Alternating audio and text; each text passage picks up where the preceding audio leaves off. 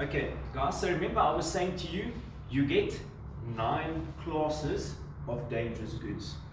And if you're going to be transporting a mixed load or a multi-load, you need to use a load compatibility chart to see if the classes are compatible, which means we can then transport different classes on the same vehicle safely. So for example, can I load class 9 with class 4.3? So you'll see along the top it says 1 to 9, and down the left hand side 1 to 9. Those are the 9 classes of dangerous goods. So what I do is I find class 9 and I find class 4.3, and I draw a straight line, and where they meet is in a yellow box. That means we can load those two classes together and transport them safely. Okay?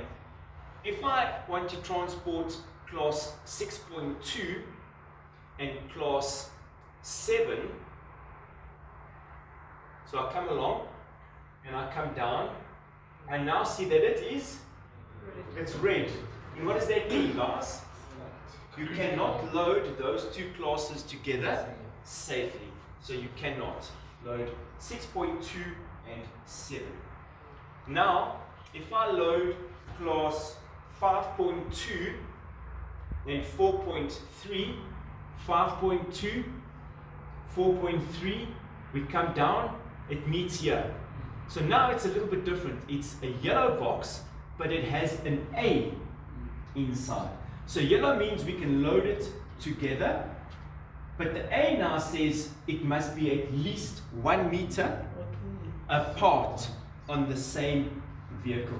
So it must be at least 1 meter apart, or we can put something that is not classified as hazardous between the two products.